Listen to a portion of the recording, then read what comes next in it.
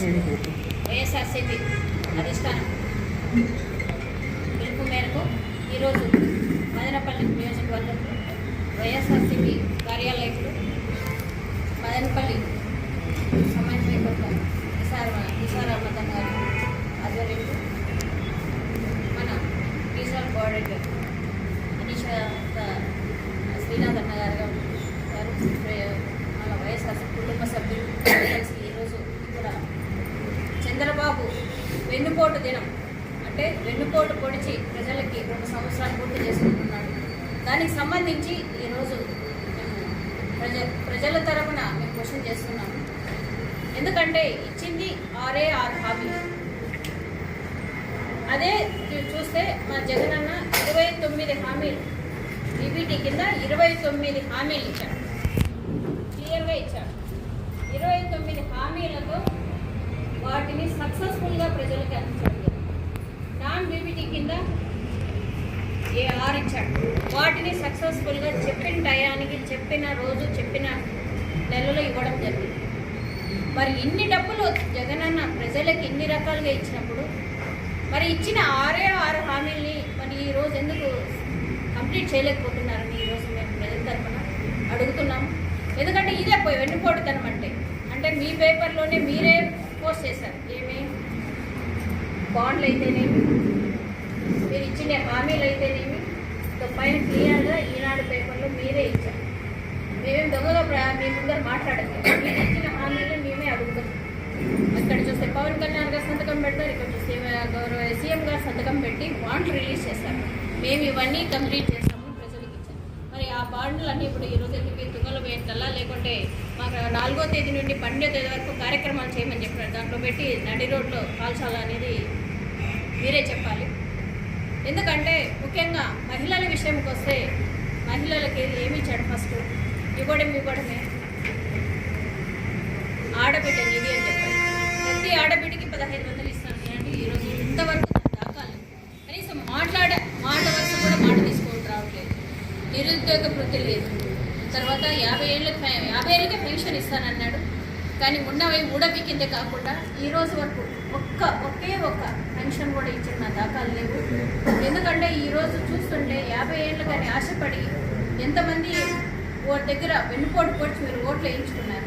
అదే ఈరోజు ఎన్ని ఇబ్బందులు పడుతున్నారంటే అవాతాత కావచ్చు, హస్బెండ్ చేసిన సింగిల్ మహిళలు కావచ్చు, వాళ్ళ బాధ వాళ్ళకే అర్థమైంది. బయటకు వెళ్ళి ఒక చోట నిలబడితే వాళ్ళు సచివాలయాల్లో కూడా కనీసం ఈరోజు నిర్వీర్యం చేసి మీరు కరెక్ట్ ఇన్ఫర్మేషన్ ఇవ్వడం లేదు. ఏ చిన్న సర్టిఫికెట్ కావాలన్నా కూడా 100లో ఛార్జ్ చేసి ఈరోజు ఇబ్బంది పెడుతున్నారు. అంటే ఇదేనా మీ పాలన? వెన్నుపోటు పాలన అంటే ఇదేనా? వీటన్నింటినీ కలిపి మా జగనన్న ఇచ్చింది పథకాల యొక్క సక్సెస్ఫుల్ని, స్టోరీని, మీరు చేసిన మోసాలని ఇవన్నీ మేనిఫెస్టోగా తయారు చేయడం జరిగింది. వీటన్నింటినీ ప్రతి ఇంటికి డోరుకి వెళ్ళి వివరించడం జరుగుతుంది. మీరు చేసిన ఈ 2 ఏళ్ల పాలన యొక్క వెన్నుపోటు ధనాన్ని ప్రజలకు వివరిస్తాం. దీన్ని ఇలానే సాగిస్తే దీన్ని మరింతగా మేము ముందుకు తీసుకుపోయి ప్రజల్లో ఉద్ధృతం చేసి మీ పాలన యొక్క దుష్ట సంహారం చేసే విధంగా కూడా మేము ముందుకు తీసుకుంటాం. అంతేకాకుండా మేము కోరుకునేది ఒకటి, మెయిన్ బిడ్డల భవిష్యత్తు బాగుండాలంటే ఎడ్యుకేషన్ మంచిగా ఇవ్వమని చెప్పాలి. పేద ప్రజల యొక్క ఆరోగ్యం బాగుండాలి. తర్వాత దేశానికి వెన్నెముకలు రైతులు. వీళ్ళు ఈ 3 కనీసం సక్సెస్ఫుల్గా ఇచ్చారంటే వీటిని కూడా ఈరోజు నిర్వీర్యం చేసేసి వాటికి టయానికి పిల్లలకి ఫీజులు రీయింబర్స్మెంట్ ఇవ్వడం లేదు. బుక్కులు అయితేనేమి, ఫుడ్ అయితేనేమి పట్టించుకునే నాదులు లేకుండా ఈరోజు నాశనం చేసేసారు. కనీసం మినిమం అంటే ఇప్పుడు ఈరోజు హాస్పిటల్కి పోతే మదనపల్లి హాస్పిటల్కే 1000 నుండి 1200 మంది ప్రతిరోజు ఓపీలో చూపించుకునే పేద ప్రజలు వస్తారు. కానీ జనరల్ మెడిసిన్స్ కూడా లేని దుస్థితికి ఈరోజు ప్రభుత్వ ఆసుపత్రులు దిగజారు చేశారు.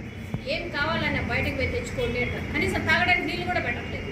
అట్లా పరిస్థితికి ఈరోజు హాస్పిటల్ తీసుకోవడం జరిగింది.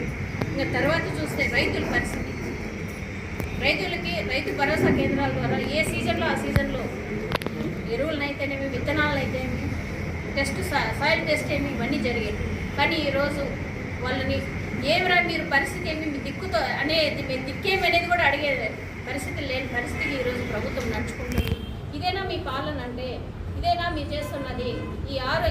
వీటన్నిటిని క్వశ్చన్ చేస్తే ఏదో ఒకటి చేసి మమ్మల్ని ఇబ్బంది పెట్టడం, మా మీద ఏదో దుష్ప్రచారం చేయడం, ఇవన్నీ జగన్ అని అడిగితే డైవర్స్ పాలిటిక్స్గా క్రియేట్ చేసి ఏదో ఇంకో దాన్ని తీసుకొచ్చి జగన్ అని మీద ఒక పెద్ద నింద మోపి దాన్ని ప్రజల్లోకి తీసుకుపోయి విపరీతంగా ఇందాక అన్న చెప్పాను సోషల్ మీడియా.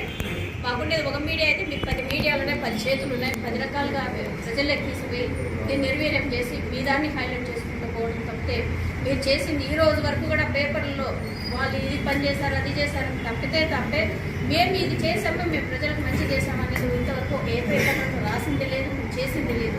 వీటన్నిటినీ కలిపి మేము వెన్నుపోటు దినంగా ఈ 2 ఏళ్ళు సక్సెస్ఫుల్గా చేశారు. వీటన్నిటిని కలిపి 4 నుండి 12 వరకు వివిధ రకాలుగా ప్రజలకు చేర్చి ప్రజల ద్వారా మీకు సంబంధించి అన్ని క్వశ్చన్ చేయడం జరుగుతుంది. దానికి సంబంధించి మేనిఫెస్టో ఈరోజు కార్యాలయంలో రిలీజ్ చేయడం జరిగింది. కాబట్టి ప్రజలందరూ వీటన్నిటిని గమనించాలి.